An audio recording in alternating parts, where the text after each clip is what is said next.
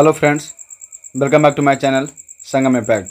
Friends, आज के session में एडिटोरिया के वस्तुनिष्ठ समान अध्ययन 7500 प्लस का सीरीज जो है उसका प्रैक्टिस सेट नंबर 3 को कवर करने वाले हैं, जिसका पहला प्रश्न है पंजाब के विलय के संबंध में निम्नलिखित में से कौन सा कथन असत्य है।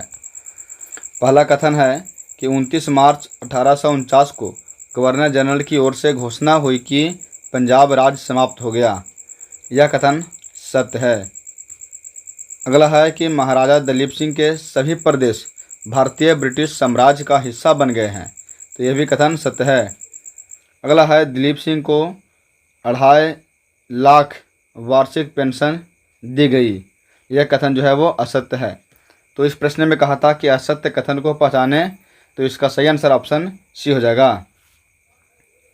अगला प्रश्न है कि किस वर्ष से भारतीय राष्ट्रीय कांग्रेस की कार्यवाही में महिलाओं ने भाग लेना प्रारंभ किया, तो 1889 से। आगे है कि निम्नलिखित में से कौन सा आधुनिक भारतीय इतिहास में घटनाओं का सही कालानुक्रम क्रमिक को इंगित करता है। तो देखिए कि मार्लो मिंटू सुधार जो है यह हुआ था 1919 में पारित। इसके अलावा गांधी इरविन जो है वह हुआ था 1931 में समझौता, और अगस्त प्रस्ताव जो है वह 1940 में लाया गया था। जलियांवाला बाग त्रासदी जो है वह 1919 में घटित हुआ था। तो इस प्रकार इसका सही कालानुक्रमिक क्रम जो है वो हो जाएगा ऑप्शन सी कि 1909 में मार्ले मिंटू सुधार अधिनियम, 1919 में जलियांवाला बाग, 1931 में गांधी इरविन और 1940 में अगस्त प्रस्ताव। अगला प्रश्न है कि भारत छोड़ो प्रस्ताव की निम्नलिखित में से किसने अनुशंसा की थी, तो जवाहरलाल नेहरू ने। अगला प्रश्न है किस स्वतंत्रता संग्राम सेनानी ने लाठी और अखाड़ा क्लब की स्थापना किया, तो बाल गंगाधर तिलक ने। अगला कहता है कि 1942 में भारत छोड़ो आंदोलन के दौरान शहीद हुई किस महिला को बूढ़ी गांधी कहा जाता है, तो कहा जाता है मातंगिनी हजरा को। अगला प्रश्न है कि दीनबंधु सार्वजनिक सभा की स्थापना किसके द्वारा की गई थी, तो ज्योतिबा फुले के द्वारा। अगला प्रश्न कहता है कि सैयद वंश सुल्तानों का सही कालानुक्रम क्या है, तो वह है कि देखिए खिज्र खां जो है इन्होंने 1414 में गद्दी पर बैठा। मोहम्मद शाह जो है यह 1434 में गद्दी पर बैठा। मुबारक शाह जो है वह आया 1421 में, और अलाउद्दीन आलम शाह जो है वह आया 1445 में। तो इसका सही कालानुक्रम जो है वह हो जाएगा ऑप्शन सी। अगला प्रश्न कहता है कि रुद्रमा के संदर्भ में निम्नलिखित कथनों पर विचार कीजिए एवं उसके बारे में सही कथन चुनिए। पहला कथन है कि रानी रुद्रमा वरंगल के काकतीय वंश की चौथी स्वतंत्र शासिका थी, तो यह कथन सही है। दूसरा कहता है कि उसने दक्षिण तमिलनाडु के पांड्य, उड़ीसा के पूर्वी गंग शासकों, देवगिरी के सेवना शासकों को पराजित किया, तो यह कथन गलत है। तो इस प्रकार इसका सही आंसर हो जाएगा ऑप्शन ए कि केवल कथन एक सही है। आगे कहता है कि मध्ययुगीन भारत के संदर्भ में सराइस जो है उसका शब्द का अर्थ क्या है, तो उसका अर्थ है कि एक स्थान जिसका उद्देश्य भारतीय और विदेशी यात्रियों, तीर्थयात्रियों, व्यापारियों आदि को अस्थायी आवास प्रदान करना। अगला प्रश्न कहता है कि निम्नलिखित कथनों पर विचार कीजिए। कथन एक है कि इल्तुतमिश ने सिजदा यानी दंडवत और पैबोस यानी सम्राट के पैर चूमना की प्रथा राजा के प्रति सामान्य अभिवादन दर्शाने के रूप में आरंभ की, तो यह कथन जो है वो गलत है। दूसरा कथन है कि बलबन ने चांदी का टंका तथा तांबे का जितल मुद्रा के रूप में प्रचलित किया। तो ये भी कथन जो है वो गलत है। तो इस प्रकार इसका सही आंसर हो जाएगा ऑप्शन डी कि न तो एक और न ही दो कथन सही है। आगे कहता है कि निम्नलिखित में से कौन सा गुप्तकालीन प्रशासनिक विभाजन का सही अनुक्रम है। तो वह है ऑप्शन ए सही हो जाएगा इसका आंसर। वह है भुक्ति, विषय, विधि और अंत में इकाई जो है वो ग्राम होता है। अगला प्रश्न है कि निम्नलिखित में से कौन सा मंदिर वास्तुकला की वेसर शैली का उदाहरण है। तो वेसर शैली का उदाहरण है होयसलेश्वर मंदिर। अगला प्रश्न, प्राचीन भारत के इतिहास के संदर्भ में भवभूति, हस्तिमल तथा छिमेश्वर क्यों प्रसिद्ध थे। तो वो प्रसिद्ध थे नाटककार के लिए। आगे कहता है कि भारतीय संविधान की प्रस्तावना में उल्लेखित सही क्रम कौन सा है। तो वो है ऑप्शन बी यानी संपूर्ण प्रभुत्व संपन्न, समाजवादी, पंथ निरपेक्ष, लोकतंत्रात्मक। यह क्रम जो है वो सही है। इसी प्रकार अगर आपको यह वीडियो पसंद आ रहा हो तो वीडियो को लाइक और चैनल को सब्सक्राइब जरूर करें। इसी प्रकार अगला प्रश्न कहता है कि पंचायती राज के संदर्भ में कौन सा कथन सत्य है। तो वह है कि पंचायती राज संस्थाओं का चुनाव राज्य चुनाव आयोग के पर्यवेक्षण में होता है। यह कथन जो है वो सही है। तो इसका सही आंसर ऑप्शन सी हो जाएगा।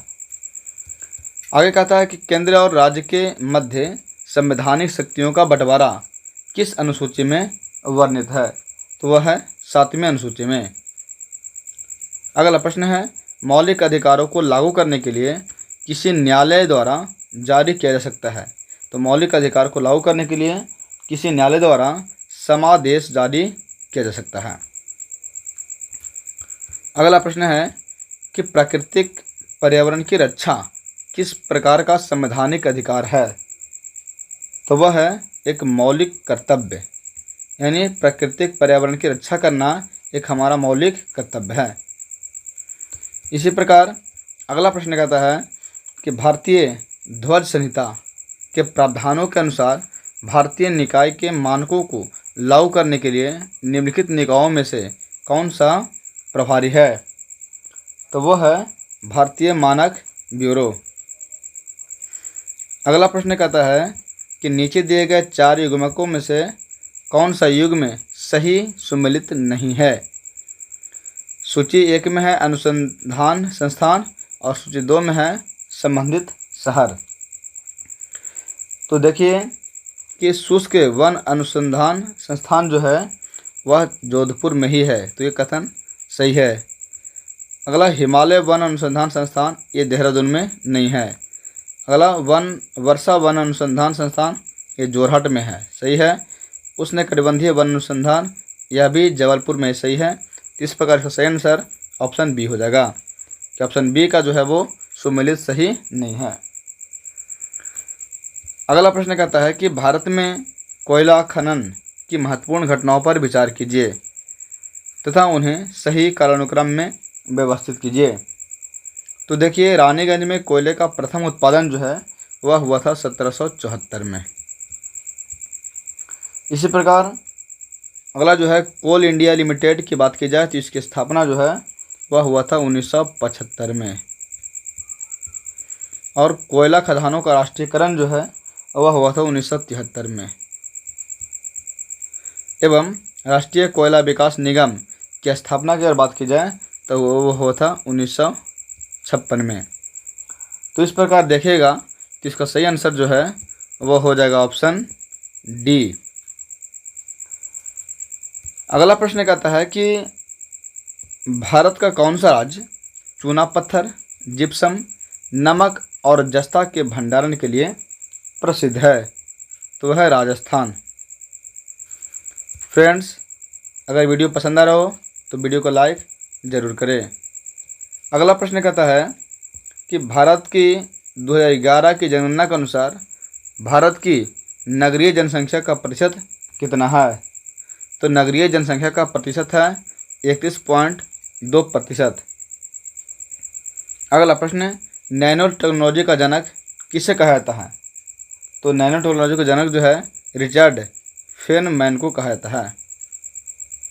अगला प्रश्न कहता है कि निम्नलिखित में से रॉकेट किस सिद्धांत पर कार्य करता है?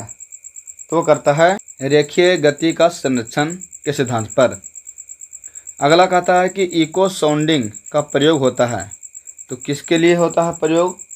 तो वो होता है समुद्र की गहराई मापने के लिए। अगला प्रश्न है, सोलर सेल निम्न में से किसके बने होते हैं? तो सोलर सेल जो है वह अर्धचालक का बना होता है। अगला प्रश्न कहता है कि ऐसी वर्षा जिसमें सल्फ्यूरिक एसिड या नाइट्रिक एसिड के घटक शामिल होते हैं और इसका पीएच मान 4.5 से कम होता है, वह क्या कहलाता है? तो वह कहलाता है अम्ल वर्षा।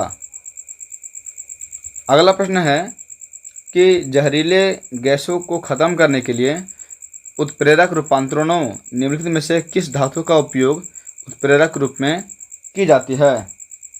तो कहती है रेहोडियम का उपयोग। अगला प्रश्न, सूक्ष्म पोषक जो शर्करा के परिवहन Ca++ के उपयोग और कोशिका विभाजन में महत्वपूर्ण है, तो वो है फास्फोरस। अगला प्रश्न कहता है कि किस खाद्य पदार्थों में सभी आवश्यक एमिनो अम्ल पाए जाते हैं? तो पाता है अंडा में। अगला प्रश्न, निम्नलिखित युग्मकों में से कौन सा एक सम्मिलित नहीं है? यानी गलत सम्मिलित को पहचानना है।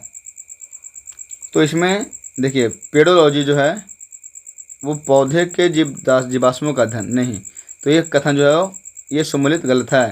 पेडोलॉजी जो है वो मृदा का अध्ययन का है। अगला एंथोलॉजी जो है ये फूलों का अध्ययन के लिए है। एंटेमोलॉजी जो है वो जंतु विज्ञान की शाखा का अध्ययन और ट्रोफोलॉजी जो है वो पोषण का अध्ययन। इस प्रकार इसका सही आंसर ऑप्शन ए हो जाएगा। अगला प्रश्न कहता है कि किस शैवाल से आयोडीन की प्राप्ति होती है? तो आयोडीन की प्राप्ति जो है वो लैमिनेरिया शैवाल से होता है। अगला प्रश्न, निम्नलिखित में से कौन सा धातु अम्ल से अभिक्रिया करके आसानी से हाइड्रोजन गैस को विस्थापित करती है? तो वो धातु है मैग्नीशियम। फ्रेंड्स, अगर वीडियो पसंद आ रहा हो तो वीडियो को लाइक ज़रूर करें। अगला प्रश्न है कि हरगोबिंद खुराना को किस आविष्कार के लिए सम्मानित किया गया? तो उन्हें जीन के संश्लेषण के लिए सम्मानित किया गया। अगला प्रश्न, निम्नलिखित में से कौन सा पौधा कीट पकड़ता है? तो वो पौधा है नेपेंथिस। यानी नेपेंथिस पौधा जो है उसे कीटहारी कहा जाता है, या कीटों का भक्षण करता है या कीटों को खाता है। अगला प्रश्न कहता है कि निम्नलिखित में से किस विटामिन की कमी से सीलियक रोग हो जाता है? तो सीलियक रोग जो है वो विटामिन B12 के कमी से, B12 यानी कोबाल्ट की कमी से होता है। अगला प्रश्न है, कोशिकाओं में मौजूद जेली जैसा तरल पदार्थ क्या कहलाता है? तो कहलाता है कोशिका द्रव। अगला प्रश्न है कि पादपों की विभिन्न प्रजातियों के दीर्घकालीन संरक्षण की तकनीक कौन सी है? तो वो है इन विट्रो जीन बैंक। अगला प्रश्न है, पर्यावरण निष्पादन सूचकांक सर्वप्रथम कब जारी किया गया था? तो वो जारी किया गया था 2002 ईस्वी में। अगला प्रश्न है कि बढ़ती शहरी रोजगार के परिप्रेक्ष्य में ग्रामीण शहरी पलायन से संबंधित विरोधाभास की निम्नलिखित में से कौन सा मॉडल व्याख्या करता है? तो करता है Harris Todaro model. Harris Todaro model. अगला प्रश्न है कि सूची 1 को सूची 2 से सम्मिलित कीजिए तथा नीचे दिए गए कूट का उपयोग कर सही उत्तर चुनिए। तो देखिए सूची 1 में चित्रकारी दिया गया है और सूची 2 में उससे संबंधित राज्य दिया गया है। तो मधुबनी जो है वह बिहार से संबंधित है। लेपाची चित्रकारी जो है वह आंध्र प्रदेश से संबंधित है। पटचित्र जो है वह उड़ीसा से संबंधित है और वारली जो है वो महाराष्ट्र से संबंधित है। तो इस प्रकार देखिएगा कि इसका सही आंसर जो है वो हो जाएगा ऑप्शन डी। अगला प्रश्न कहता है फ्रेंड्स कि फिलिप्स वक्र निम्नांकित में से किसके मध्य संबंध स्थापित करता है? तो वो करता है मुद्रास्फीति और बेरोजगारी के मध्य। अगला प्रश्न है कि सूची 1 को सूची 2 से सुमेलित कीजिए तथा नीचे दिए गए कूट का उपयोग कर सही उत्तर चुनिए। तो एक तरफ जो है वो कोयला आधारित बिजली षड्यंत्र का नाम दिया गया है और दूसरी तरफ जो है वो राज्य में अवस्थित है कि ये जो षड्यंत्र है वह किस राज्य में उपस्थित है। तो देखिए कहलगांव जो है वह बिहार में उपस्थित है। खरगोन जो है वो उपस्थित है आपका मध्य प्रदेश में। कोरबा जो है यह छत्तीसगढ़ में उपस्थित है और कुडगी जो है वो कर्नाटक में उपस्थित है। तो इस प्रकार देखिएगा तो इसका सही आंसर जो है वो हो जाएगा ऑप्शन डी। अगला प्रश्न कहता है कि निम्नलिखित जोड़ों में कौन सा जोड़ा सही सम्मिलित नहीं है? तो कौन सा जोड़ा सही सम्मिलित नहीं है? तो आइए देखते हैं। पहला है कि Adam Smith wealth of nation, इसका लेखक है, ये सही है। जे.एम. किन्स यानी जनरल थ्योरी ऑफ एम्प्लॉयमेंट या इंटरेस्ट एंड मनी, इसका लेखक कौन है? तो जे.एम. किन्स है, ये भी सही है। अगला है कि गुनार मिडल या एशियन ड्रामा लिखा है, ये भी कथन सही है। अगला कार्ल मार्क्स लिखा principles of political economy and taxation, यह जो है वो कार्ल मार्क्स ने नहीं लिखा है।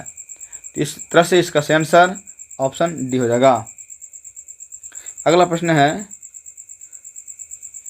अफसपा पहली बार कहाँ लगाया गया? AFSPA जो है उसे पहली बार कहाँ लगाया गया? तो वो लगाया गया है 7 पूर्वोत्तर राज्यों में। अगला प्रश्न है कि मोर भारत का राष्ट्रीय पक्षी कब घोषित किया गया? तो मोर जो है उसे 1963 में राष्ट्रीय पक्षी बनाया गया था। अगला है कि भारतीय मुद्रा बाजार के अंतर्गत निम्नलिखित में से कौन सा शामिल नहीं है?